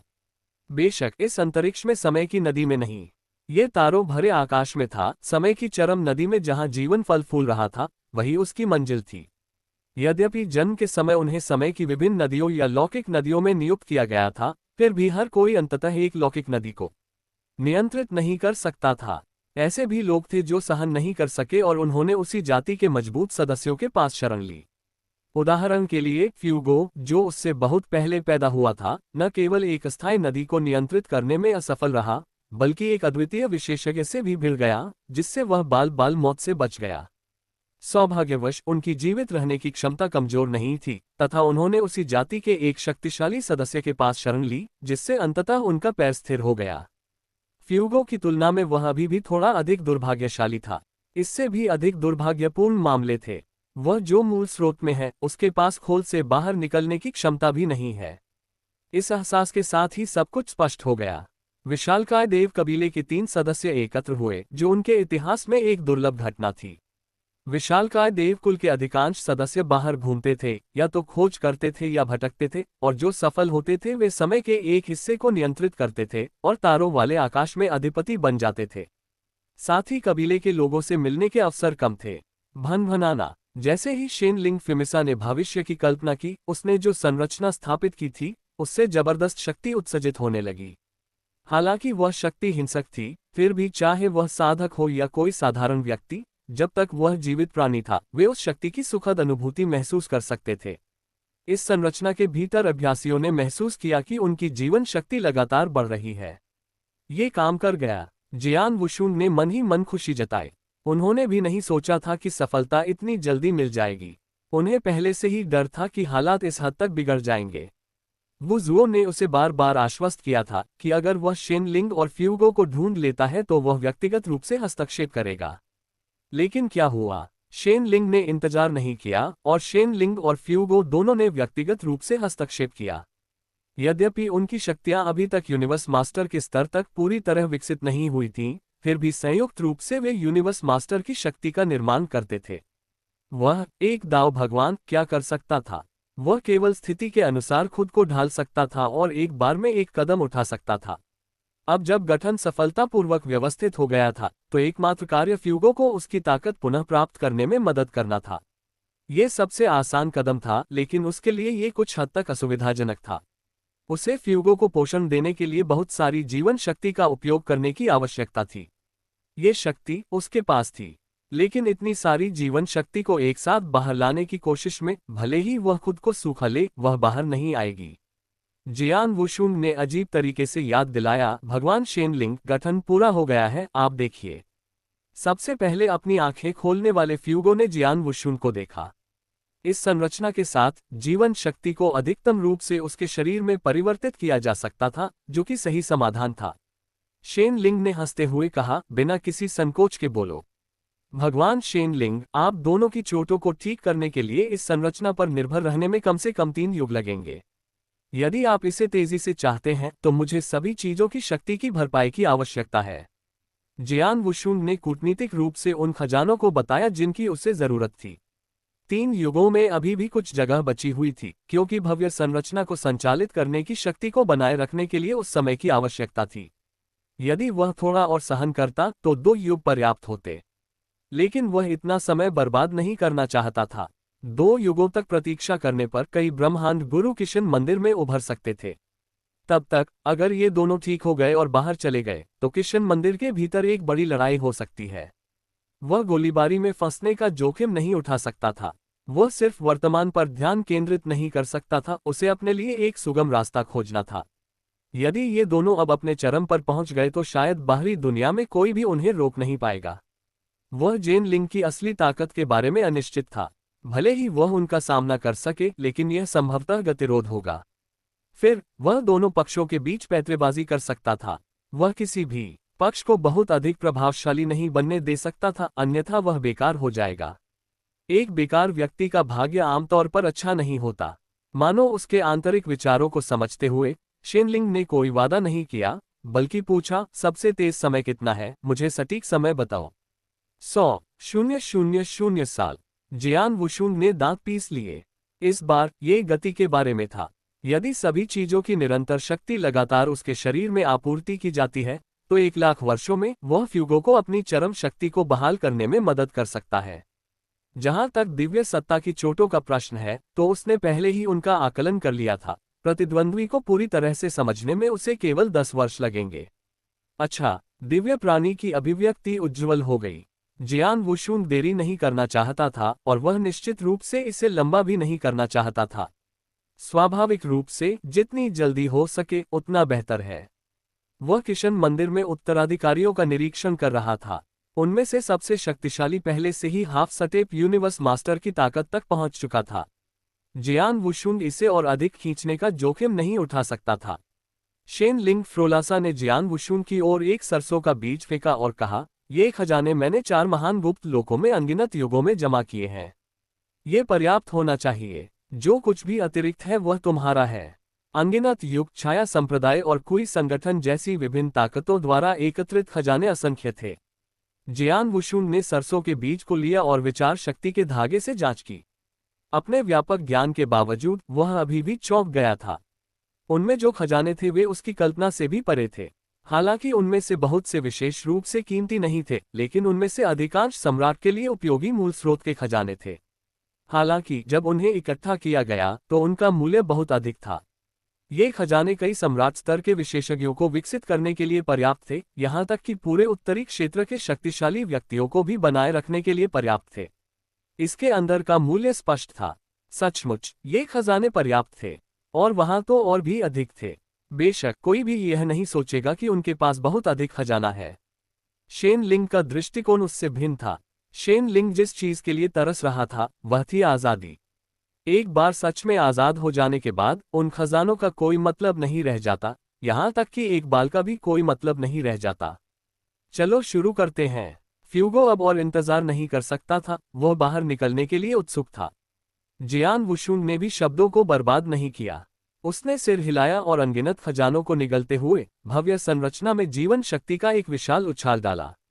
100,000 वर्ष, जो कि उनकी क्षमता वाले प्राणियों के लिए मात्र पलक झपकने के बराबर है। फिर भी इन 100,000 वर्षों के दौरान जियान वुशुंग अपना ध्यान साधना की ओर नहीं लगा सका, जो कुछ हद तक खेदजनक था। उसे नी युआन से मिली विरासत को पूरी तरह से समझने का मौका नहीं मिला था। लेकिन परम तलवार दाव के 9वें स्तर के करीब पहुंचने और छोड़ने के बाद थोड़ा चिंतन करने के बाद एक अद्वितीय उत्कृष्ट कृति का निर्माण करते हुए वह सहजता से 9वें स्तर में कदम रख सकता था। तलवार दाव और चरम दाव दोनों ने एक परिपूर्ण स्थिति हासिल की। दाव की परिणति निकट थी। जियान वुशुंग ने गहरी सांस ली और सोचा, मुझे आशा है कि सब कुछ सुचारू रूप से चलेगा। फ्यूगो और उसके साथियों के लिए तो सब कुछ तेजी से हुआ, लेकिन जियान वुशुंग के लिए ये 100,000 वर्ष कोई आसान यात्रा नहीं थी। बेशक बाहरी दुनिया में जेन लिंग भी उतने ही चिंतित थे। अचानक फ्यूगो और अन्य लोगों के गायब होने के 100 साल बाद जियान वुशुंग प्रकट हुआ। शेन लिंग व्यक्तिगत रूप से नश्वर क्षेत्र में उत्तरी क्षेत्र की ओर बढ़ रहा था। अब तक खनन स्थल अपनी मूल स्थिति में लौट आया था। कियानकुन गुफा के प्रवेश द्वार पर पहरेदार पहले से कहीं अधिक सतर्क थे। पिछली घटना से सीख लेने के बाद एल्डर पैलेस को इसे गंभीरता से लेना पड़ा। यद्यपि दोबारा घुसपैठ की संभावना कम थी, फिर भी उन्हें दिखावा बनाए रखना था। अन्यथा मंदिर में उनकी निष्क्रियता के कारण उनका उपहास किया जाएगा। जब जेन लिंग नीचे उतरा तो किसी ने ध्यान नहीं दिया, मानो वे उसे देख ही नहीं पा रहे हों। पहरेदार चुपचाप खड़े रहे, उन्हें इस बात का पता नहीं था कि एक शक्तिशाली प्राणी अभी अभी अंदर आया है। अंतरिक्ष। जेन लिंग ने अपने दांत पीस लिए, भौहें सिकोड़ ली। उनका स्थानिक उद्गम बहुत पहले ही एक आदर्श स्तर पर पहुंच चुका था, जो ब्रह्मांड के अंतरिक्ष को अपने में समाहित कर चुका था। पहले टेलीपोर्टेशन सरणी अंतरिक्ष के अंतराल के भीतर बनाई गई थी, और उसने तुरंत कुछ अजीब बात नोटिस की। चूंकि अन्य लोग भी इसका निर्माण कर सकते थे, इसलिए संभवतः वह कुछ निशानों का अनुसरण कर सकता था और टेलीपोर्टेशन सरणी का निर्माण भी कर सकता था। अंदर जाना तो आसान था, लेकिन बाहर निकलना दूसरी बात थी। अगर वह अभी भी प्रवेश कर जाता, फ्यूगो और अन्य को हरा देता, तो भी वह वापस नहीं जा पाता। फिर वह क्या करेगा? हालांकि वह किशन मंदिर को छोड़ नहीं सकता था, लेकिन अपने मुख्य शरीर के साथ प्रथम कारागार में फंस जाना और भी अधिक कष्टकारी था। केवल अपने अवतारों पर निर्भर रहते हुए वह किशन मंदिर की अध्यक्षता नहीं कर सकता था। बाहर अभी भी एक सच्चा गुरु सतर्क दृष्टि रख रहा था। पिछले सच्चे गुरु विचार शक्ति से किशन मंदिर में प्रवेश कर सकते थे। कौन जानता था कि भागने के बाद वे वापस लौट पाएंगे या नहीं। वह वास्तव में किशन के पतन के बाद एक अवतार था, लेकिन यह मत भूलो कि सच्चा गुरु एक बार किशन के स्रोतों में से एक था। ये सब कुछ अनिश्चित था। यदि वह अंततः पराजित हो गया तो उसे बहुत देर से पछताना पड़ेगा। उनके अलावा किसी और को भेजना कोई विकल्प नहीं था। समय पलट गया। जेन लिंग का आकार धुंधलाने लगा और उसका शरीर एक मंडप में प्रवेश कर गया। यह मूल स्रोत सागर में मंडप था, वह स्थान जहां एक बार टेलीपोर्टेशन व्यवस्था स्थापित की गई थी। मुड़ने और बदलने लगा, सब कुछ उल्टने लगा। 100 साल पहले का महान युद्ध स्पष्ट रूप से मौजूद था। जेन लिंग ने यह सब देखा। उन्होंने समय के साथ ऐसे छेड़छाड़ की जैसे सब कुछ एक शताब्दी पहले की बात हो। जो कुछ भी होने वाला था उसे देखकर जेन लिंग की आंखें सिकुड़ गईं। विशेषकर वह दृश्य जब नी युआन फटा तो वह आश्चर्य से देखता रहा। तारों भरे आकाश की वंशावली, वह एक तलवार का वार, एक तलवार जिसने पहाड़ को चीर दिया और सामने के सभी दुश्मनों को मार डाला। दुर्भाग्य से जेन लिंग ने आह भरी। ऐसी प्रतिभा का यूं चले जाना कोई छोटी क्षति नहीं थी। यदि उसे और अधिक विकसित किया जाए तो वह उन परम सम्राटों से कमजोर नहीं होगा। अब और इंतजार नहीं किया जा सकता। जेन लिंग ने अपनी उंगली से इशारा किया और अंतरिक्ष अपनी मूल स्थिति में लौट आया। उसकी आकृति उस स्थान से गायब हो गई। वह अब और इंतजार नहीं कर सकता था। अब उसे सब कुछ सुलझाना था। उसका असली स्वरूप वहां नहीं जा सका, इसलिए उसे देखने के लिए एक अवतार भेजना पड़ा। यदि यह पर्याप्त नहीं था तो वह पहले शेन लिंग को घायल कर देगा। यहां तक कि अनगिनत स्थानों में, यहां तक कि जब प्रथम कारागार मूल रूप से एक संपूर्ण ब्रह्मांड था जो कि किशन के मूल स्रोत से स्वतंत्र था, तब भी अपनी सच्ची आत्मा की शक्ति से वह शेन लिंग को घायल कर सकता था। हालांकि ऐसा करने से केवल लक्षणों पर ही ध्यान दिया जा सकेगा, मूल कारण पर नहीं, और इससे शेन लिंग और भी अधिक हताश हो सकता है। इसलिए उसे ये देखने के लिए अंदर जाना पड़ा कि चीजें इस बिंदु तक कैसे विकसित हुई। वह जियान वुशुन के शरीर में मौजूद जीवन शक्ति से अवगत था और फ्यूगो की ताकत को उसके चरम पर वापस लाने में संभवतः कुछ युगों से अधिक समय नहीं लगेगा।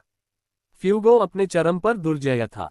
उस समय फ्यूगो को दबाने के लिए एक दिव्य गुरु को तैनात किया गया था। उस दिव्य गुरु की शक्ति मूल समेरिका में शीर्ष 3 में स्थान पा सकती है। 3 राजाओं के दरबार की तथाकथित शीर्ष शक्तियां उस दिव्य गुरु के सामने कोरे कागज की तरह थीं, जो आसानी से फाड़ दी जा सकती थीं। ब्रह्मांड गुरु। जेन लिंग ने पलकें झपकाईं। सम्राट के स्तर के समान ही ब्रह्मांड स्वामियों के बीच भी महत्वपूर्ण शक्ति अंतर था।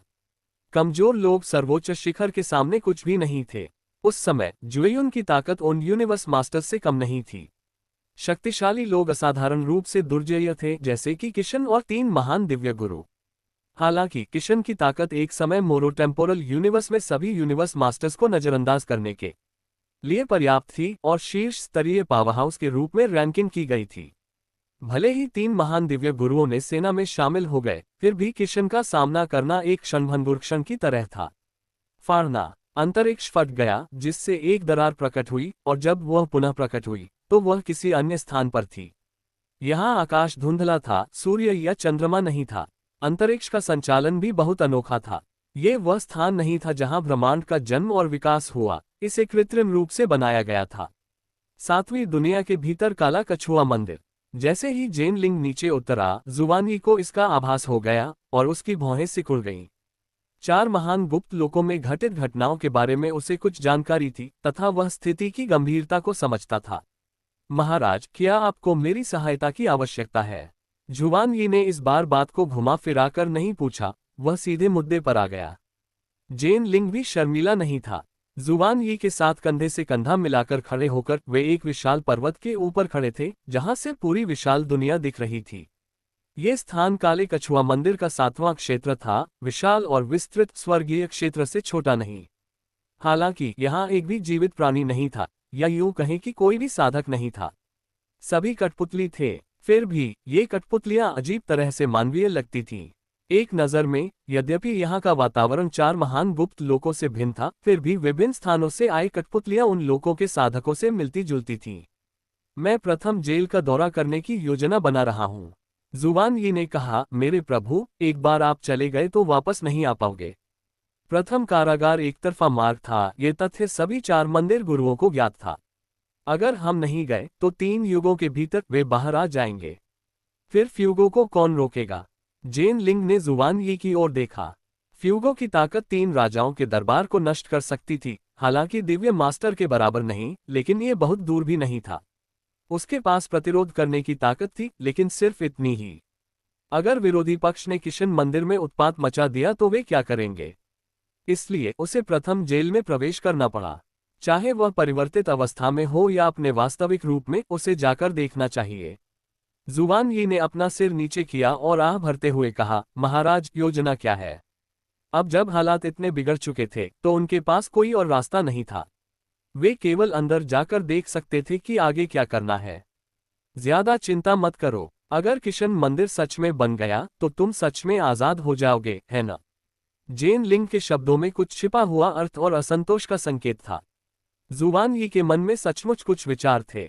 यदि किशन मंदिर वास्तव में गिर गया तो जुवान यी बिना किसी चिंता के काले कछुए मंदिर के साथ जा सकता था। वर्तमान जुवान यी एक साधक से भिन्न नहीं था, एक ऐसा तथ्य जिसका मुकाबला अन्य मंदिर गुरु और यहां तक कि जेन लिंग भी नहीं कर सकते थे। जेन लिंग वहां से जा भी नहीं सका और अन्य मंदिर स्वामी साधना भी नहीं कर सके। लेकिन जुवान यी अलग था। उस सीनियर द्वारा उसमें परिवर्तन किया गया था, जिससे वह एक साधक से अलग नहीं रह गया था। मेरे प्रभु, मुझे किशेन ने बनाया है। मैं किशेन मंदिर का हर काम मानता हूँ। जुवान यी भावुक हो गया। उसने ऐसे विचार मन में रखे थे, लेकिन किशेन मंदिर अभी भी उसका घर था। हालांकि जेन लिंग ने अपना सिर हिलाया और कहा, यह वास्तव में बुरा नहीं है। हमें किशन मंदिर के लिए कुछ तरकीबें छोड़नी चाहिए। मैं तुम्हें दोष नहीं देता। आपातकालीन स्थिति के लिए उन्होंने कुछ मामलों को जुवान यी को भी सौंप दिया था। इस बार मैं आपकी मदद लेने आया हूँ। निश्चिंत रहें, मैं आपके साथ कोई अन्याय नहीं करूंगा। जुवान यी ने तुरंत सिर झुकाया और कहा, आप बेझिझक कुछ भी मांग सकते हैं। मैं एक शब्द भी नहीं कहूंगा। आमतौर पर जेन लिंग निर्णायक था, लेकिन अब इस मुद्रा में वह और क्या कह सकता था। ये निस्संदेह पूर्ण समर्थन था। मुझे एक भौतिक कठपुतली को एक ब्रह्मांड गुरु की युद्ध शक्ति के साथ परिष्कृत करने में आपकी तत्काल मदद की आवश्यकता है। जेन लिंग बोला। जुवान यी हैरान रह गया। ब्रह्मांड गुरु की शक्ति वाली कठपुतली बनाना आसान नहीं था, इसकी लागत वास्तविक ब्रह्मांड गुरु की खेती करने से ज्यादा होगी। सामान्यतः कोई भी ऐसा काम नहीं करेगा, ये बहुत ही व्यर्थ है। और कितना समय चाहिए, बाकी किसी भी चीज की परवाह किए बिना। अब सबसे महत्वपूर्ण बात समय है। जुवान यी ने सोचा और कहा, 100 साल। हालांकि इसे 1 शताब्दी बताया गया है, लेकिन ये पहले से ही सबसे तेज समय त्वरण था। वास्तविक समय में ये 100 मिलियन वर्ष से अधिक हो सकता है। जेन लिंग ने सिर हिलाते हुए कहा, मुझे केवल बर्तन की आवश्यकता है। मैं खजाने उपलब्ध करा दूंगा। जितनी जल्दी हो सके उतना अच्छा है।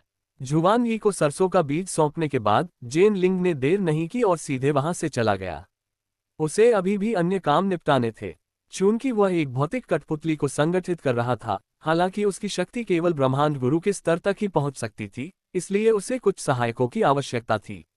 साधारण सर्वोच्चताएं स्वाभाविक रूप से उनकी नजर में नहीं आईं।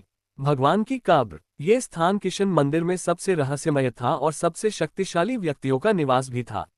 यद्यपि यह स्थान विरल आबादी वाला था, फिर भी इसने विभिन्न पृष्ठभूमियों से आए शक्तिशाली लोगों को जन्म दिया।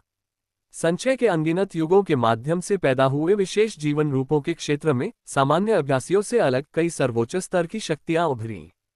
इन विशेष जीवन रूपों को किशन मंदिर के मूल स्रोत की संतान माना जाता था, क्योंकि स्वयं इनका कोई वास्तविक मूल स्रोत नहीं था। कुछ लोगों के पास भयानक दिव्य शरीर थे जो स्वाभाविक रूप से दोषरहित थे। ईश्वर के मकबरे के दायरे की गहराई में एक बैंगनी रंग का तालाब था जिसके नीचे एक जटिल संरचना थी। जब से लोगों के बीच मार्ग खोला गया है तब से ये असाधारण प्राणी प्राकृतिक व्यवस्था को चुनौती देते हुए इस स्थान पर दबा दिए गए हैं। इन दुर्जय और विशेष जीवन रूपों में से कोई भी एक पूरे क्षेत्र पर प्रभुत्व स्थापित कर सकता है। स्वर्गीय क्षेत्र में सबसे शक्तिशाली देशी सम्राट सर्वोच्चता के शिखर पर पहुंचकर केवल ब्रह्मांडीय गुप्त तकनीकों और निपुणता के क्षेत्र को ही प्राप्त करता था।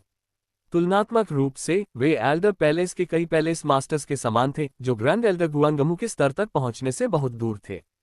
फिर भी इस स्थान पर दबाए गए विशेष जीवन रूपों में से प्रत्येक के पास ग्रैंड एल्डर गुआंगमू के बराबर शक्ति थी। कुछ तो वुजुओ या दिव्य जनरल मोइन के प्रतिद्वंद्वी भी थे। उजाड़ रक्त लाल रंग की इस पंक्ति के नीचे उजाड़ भूमि पर दर्जनों अजीबोगरीब दिखने वाले प्राणी लेटे हुए थे। उनके चेहरे क्रूरता से विकृत थे, उनके शरीर लगातार एक शक्ति द्वारा दबाए और खाए जा रहे थे। इस अनुभूति ने उन्हें अनगिनत वर्षों तक पीड़ा दी थी। जैसे ही झेन लिंग नीचे उतरा, ये विशेष जीवन रूप थके हुए और पीड़ित एक एक करके खड़े हो गए और दांत पीसते हुए झेन लिंग को घूरने लगे। ये वही बूढ़ा आदमी था जिसके सामने सफेद दाढ़ी थी और जिसने उन पर अत्याचार किया था। स्वर्ग और पृथ्वी पर जन्मे ये विशेष जीवन रूप मूल रूप से स्वतंत्र और शक्तिशाली प्राणी थे। वे स्वेच्छा से यहाँ सीमित रहना कैसे स्वीकार कर सकते थे, इसलिए उनके मन में झेन लिंग के प्रति आक्रोश और भय था। यद्यपि वे झेन लिंग से भयभीत थे, लेकिन उनके दिल में कोई डर नहीं था, बल्कि लड़ने का दृढ़ संकल्प था। लानत है! सिर पर सर्पिल सींग वाले एक विशेष जीवन रूप ने झेन लिंग को भयंकर रूप से घूरा। अन्य विशेष जीवन रूप भी चारों ओर एकत्रित हो गए और झेन लिंग को घूरने लगे।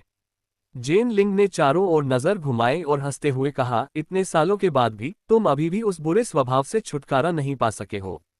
वास्तव में उन्हें दबाए हुए ज्यादा समय नहीं बीता था। किशन मंदिर को खुले हुए तो बस कुछ लाख वर्ष ही बीते थे।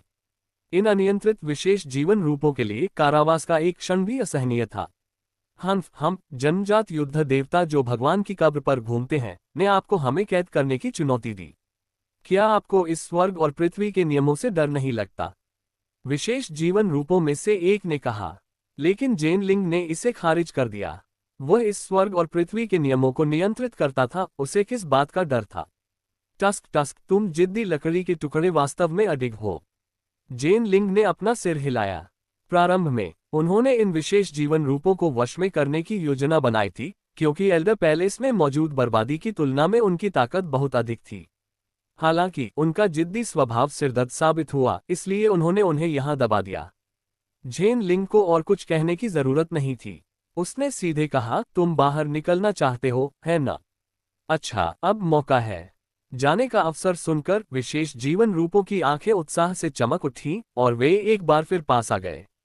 अग्रणी विशेष जीवन रूप की अभिव्यक्ति बदल गई, वह भी प्रलोभन में आ गया। हालांकि प्रतिद्वंद्वी के अजीबोगरीब तरीकों और चालाक स्वभाव से अवगत होने के कारण वह हिचकिचाया और पलटकर बोला, हमें आप पर विश्वास क्यों करना चाहिए? हालांकि झेन लिंग तिरस्कारपूर्ण था। ये मूर्ख यदि उस पर विश्वास नहीं करते तो और किस पर विश्वास करेंगे? किशेन मंदिर में उसका वचन ही कानून था। उसके आदेश के बिना इन विशेष जीवन रूपों को स्थायी रूप से दबा दिया जाएगा। भगवान की समाधि के भीतर अनियंत्रित शक्ति वाले किसी भी विशेष जीवन रूप को दबा दिया जाएगा। झेन लिंग ने ठंडे स्वर में कहा, अगर तुम्हें विश्वास नहीं है तो हमेशा के लिए यही रहो।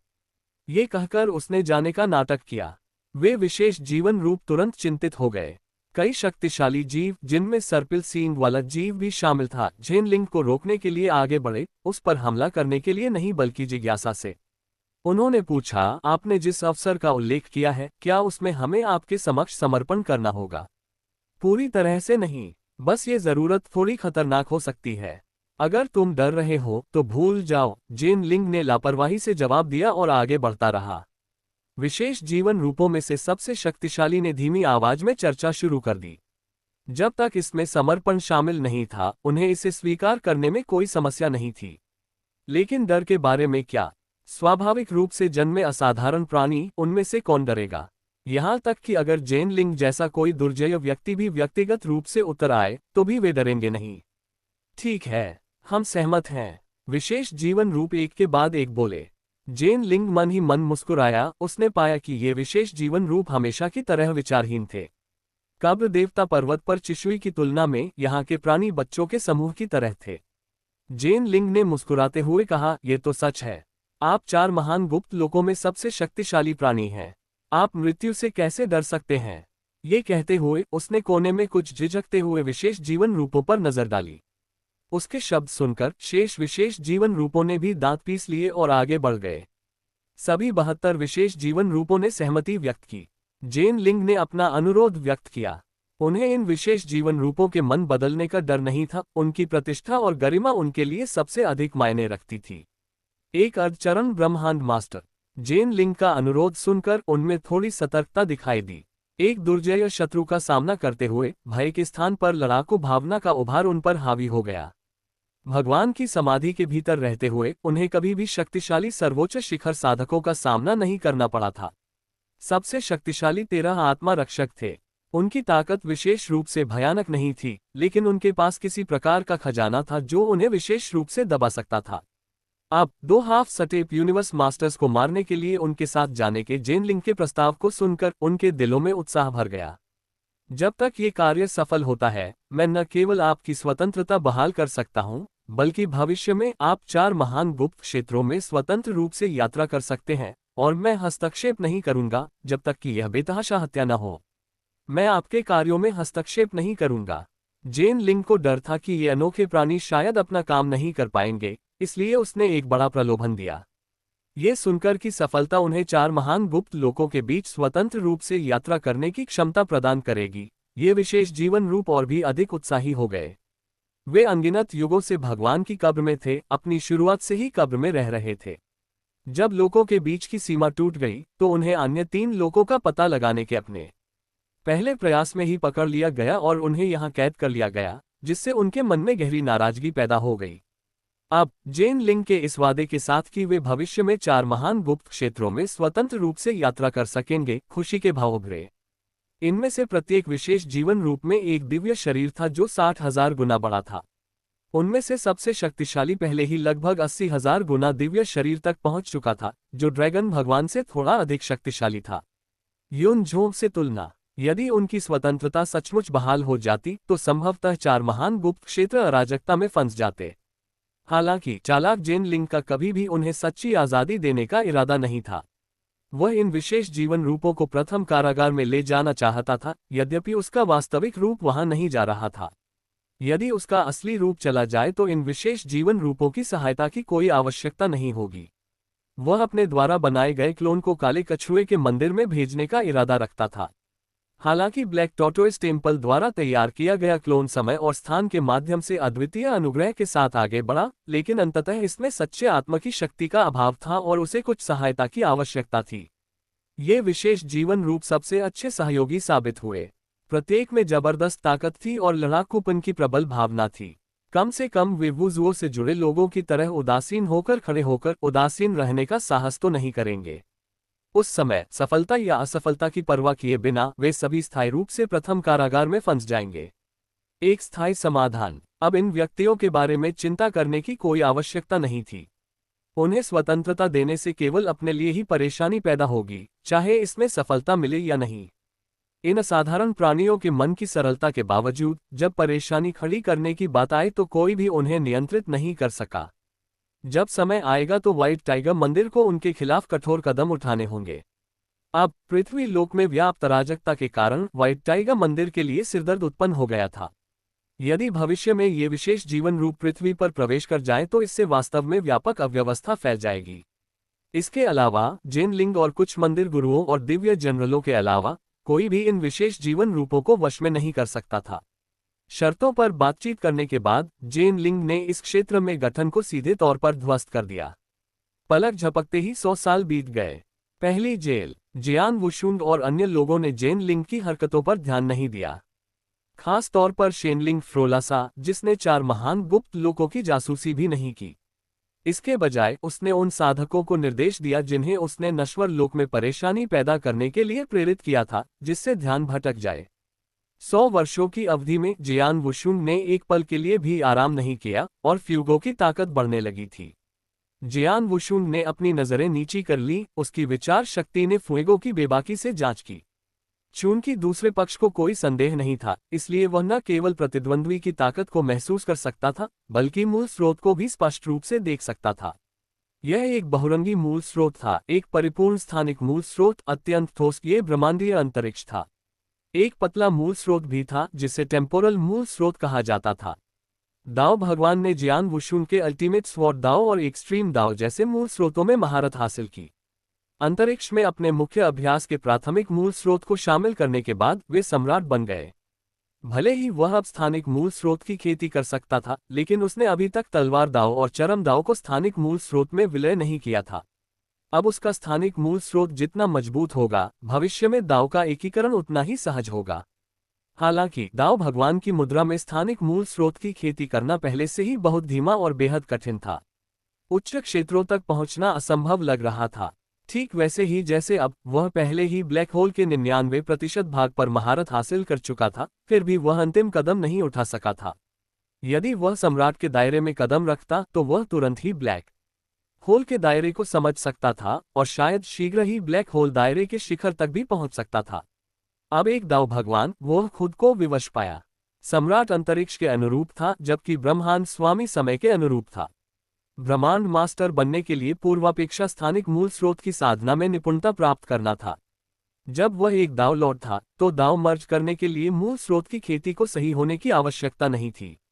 हालांकि सम्राट के स्तर पर पहुंचने पर स्थानिक पूर्णता एक आवश्यकता बन गई। अंतरिक्ष को संघनित करना और एक ब्रह्मांड का निर्माण करना महत्वपूर्ण था। इस बिंदु तक पहुंचे बिना कोई भी ब्रह्मांड मास्टर की स्थिति को प्रभावित नहीं कर सकता था। ब्रह्मांड गुरु बनने के बाद भी साधना में मूल स्रोत शामिल था, लेकिन उच्च स्तर पर। लौकिक मूल स्रोत, यह एक अकल्पनीय मूल स्रोत था जो ब्रह्मांडीय समय को नियंत्रित करता था। अंतरिक्ष और समय दो प्रमुख मूल स्रोत थे। संपूर्ण स्थानिक मूल स्रोत पर महारत हासिल करने का मतलब है ब्रह्मांड का स्वामी बनना। लेकिन क्या होगा अगर कोई संपूर्ण लौकिक मूल स्रोत पर महारत हासिल कर ले? जियान वुशुन ने अपने दिल में सोचा। वह ब्रह्मांड गुरु के बारे में बहुत कम जानता था तथा अपने भीतर अनेक शंकाएं रखता था। ब्रह्मांड गुरु बनने के बाद कोई व्यक्ति अस्थायी मूल स्रोत के एक अंश को नियंत्रित कर सकता था, एक तथ्य जिसके बारे में वह जानता था। हालांकि अस्थायी मूल स्रोत की साधना को पूर्ण करना कुछ ऐसा था जिसके बारे में उसने अनुमान लगाने की हिम्मत नहीं की। समय सबसे मजबूत नियमों में से एक है। शायद केवल ब्रह्मांड गुरु ही इसे सही मायने में समझ पाएंगे। स्थानिक साधना में निपुणता प्राप्त करने मात्र से ही व्यक्ति ब्रह्मांड गुरु की श्रेणी में प्रवेश करने के योग्य हो जाता है। लेकिन यदि दोनों में निपुणता प्राप्त कर ली जाए और फिर एक में विलीन हो जाए तो क्या होगा? वह स्तर क्या होगा? फ्यूगो के मूल स्रोत का अवलोकन करने के बाद उन्हें बड़ी जिज्ञासा हुई। सबसे पहले क्योंकि 3 राजाओं के दरबार के खंडहरों में उसने मास्टर जुवान यी का सामना किया था और जानना चाहता था कि वह किस तरह का अस्तित्व था। उसकी ताकत कम से कम ब्रह्मांड मास्टर के स्तर की थी और संभवतः उससे भी ज्यादा मजबूत थी। स्काईसाइड हेवनली चेसबोर्ड उसके लिए छोड़ा गया समय और स्थान का खजाना था। यहां तक कि शक्तिशाली मोरो टाइम स्पेस के पास भी ऐसी ही कुछ वस्तुएं थीं। उन्होंने कभी यह उम्मीद नहीं की थी कि मास्टर जुवान यी द्वारा अन्य क्षेत्रों में दिया गया उपहार, हालांकि उस समय विशेष था, अब तुलनात्मक रूप से तुच्छ प्रतीत होगा, मूल्यवान नहीं माना जाएगा। लेकिन अब स्थिति अलग थी। उसे ऐसा महसूस हुआ कि वह मास्टर जुवान यी के साथ रहस्यों के करीब पहुंच रहा था। प्रारंभ में उससे विकसित करने के पीछे एक उद्देश्य था और इस सब के लिए स्पष्टीकरण की आवश्यकता थी। वह जितना करीब आता गया उतना ही अधिक उलझन में पड़ता गया। और उस समय तारों वाले आकाश में जो अनुभव हुआ उसके बारे में क्या कहना है? क्या ये शिक्षक जुवान यी से संबंधित था? जियान वुशुन ने अपना सिर धीरे से हिलाया। शायद ये बहुत करीबी संबंध नहीं था। हालांकि किशन मंदिर का निश्चित रूप से शिक्षक जुवान यी के साथ किसी प्रकार का संबंध था। यहां तक कि उस समय प्रथम सच्चे राजा को भी शिष्य नहीं माना जा सकता था। शतरंज की बिसात पर हेराफेरी करना दूसरे पक्ष के हाथों से रची गई एक बड़ी योजना थी। इस सब के पीछे की योजना बहुत बड़ी थी। दूसरा पक्ष कोई और नहीं बल्कि 3 राजाओं में प्रथम सच्चा राजा था, जो ब्रह्मांड गुरु के अधीन एक शक्तिशाली व्यक्ति था। ये सब कुछ जुवान यी की नजर में नहीं आया। दूर खड़े शेन लिंग ने जियान वुशुन की मानसिक शक्ति में थोड़ी कमजोरी महसूस की। उसने अपनी आंखें खोली और उसकी ओर देखा। क्या बात है? तुम्हारे दिमाग में कुछ है? शेन लिंग फ्रोलासा ने शांति से पूछा। जियान वुशुन ने उन्हें काफी गंभीरता से लिया। अगर वह इस बार किशन मंदिर से सफलतापूर्वक बच निकलने में सफल हो जाता है तो उसे जियान वुशुन को साथ ले जाने में कोई आपत्ति नहीं होगी। जियान वुशुन के भीतर की जीवन शक्ति उसके लिए अन्य लौकिक स्थानों में एक स्थिर पैर जमाने के लिए फायदेमंद होगी। यूनिवर्स मास्टर दुर्जय था, खासकर तब जब फ्यूगो यूनिवर्स मास्टर के शिखर पर पहुंच गया था। चाहे वह कहीं भी जाए वह एक प्रमुख शक्ति होगी, लेकिन यह अभी भी पर्याप्त नहीं था। एक लौकिक स्थान पर शासन करने के लिए आवश्यक शक्ति कम से कम किशन मंदिर में अस्तित्व के स्तर पर होनी चाहिए। उस स्तर तक पहुंचने से पहले उन्हें अभी भी लंबा सफर तय करना था। शेन लिंग की बातचीत की शुरुआत सुनकर जियान वुशुन कुछ आश्चर्यचकित हुआ। उसने उम्मीद नहीं की थी कि शेन लिंग अब भी इतना उदासीन रहेगा। सामान्य परिस्थितियों में ये सबसे जरूरी क्षण नहीं था। शेन लिंग अब उसकी परवाह क्यों करेगा? इससे उसे सुखद आश्चर्य हुआ। साथ ही उसे ये भी चिंता होने लगी कि कहीं दूसरे पक्ष के मन में कोई षड्यंत्र तो नहीं है। हालांकि वह वर्तमान में एक मछली की तरह था, भले ही दूसरे पक्ष ने अपनी ताकत वापस पाली हो, वे शायद उसके साथ कुछ भी कठोर नहीं करेंगे। आखिरकार उसकी जीवन शक्ति काफी खास थी और चाहे वह कोई भी हो, इसकी बहुत उपयोगिता थी। जियान वुशुन ने अपने दिल में उठे संदेह को व्यक्त करने से पहले एक पल के लिए सोचा। यह सुनकर शेन लिंग फ्रोलासा के चेहरे पर हल्की सी मुस्कान आ गई। इस प्रश्न के संबंध में कुछ भी छिपाने का उनका कोई इरादा नहीं था। एक ब्रह्मांड गुरु के रूप में, हालांकि उन्होंने प्राचीन विशाल देवकुलों जैसे कि फ्यूगो की तुलना में कम लोगों का सामना किया था, उनके अनुभव उतने व्यापक नहीं थे। हालांकि विरासत के माध्यम से प्राप्त यादों के आधार पर उन्हें कुछ समझ थी। ब्रह्मांड मास्टर उतना शक्तिशाली नहीं है जितना आप कल्पना करते हैं, या बल्कि अन्य आयामों में ये काफी साधारण और सामान्य है। ये शब्द सुनकर जियान वुशुन पहले तो हैरान रह गया, लेकिन जल्द ही उसे इसका मतलब समझ में आ गया। उनके दृष्टिकोण अलग अलग थे। दूसरा एक ब्रह्मांड गुरु के रूप में पैदा हुआ था। नश्वर अवस्थाओं का उल्लेख नहीं करना, यहाँ तक कि दाव की महारत भी उनके लिए जन्मजात थी। शिखर तक पहुंचने के लिए सीधे कई स्तरों को पार करना। हालांकि शेन लिंग की नज़र में ये केवल एक शुरुआती बिंदु था। इस तरह विशालकाय देव कबीले के लिए ब्रह्मांड मास्टर वास्तव में सरल और साधारण था। हे प्रभु, क्या ऐसा हो सकता है कि आप अंतरिक्ष पर पूर्ण प्रभुत्व के साथ पैदा हुए हो? जियान वुशुन ने इस पर संदेह करते हुए असमंजस में पूछा। उसे यह विश्वास करना कठिन लगा कि कोई व्यक्ति ब्रह्मांड के स्वामी के रूप में जन्म ले सकता है और अंतरिक्ष पर पूर्ण प्रभुत्व रख सकता है। क्या ये प्राकृतिक राजाओं के रूप में जन्म लेने वाले पशु देवताओं का क्षेत्र नहीं होना चाहिए? फ्रोलासा ने सहजता से जवाब दिया, ये पूरी तरह सच नहीं है।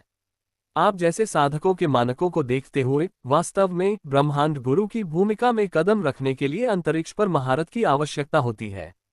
हालांकि यह मत भूलिए कि विशालकाय देवकुल साधकों से बना नहीं है। जब वह बोल रहा था तो फ्रोलासा की आंखों से राजसी आभा झलक रही थी।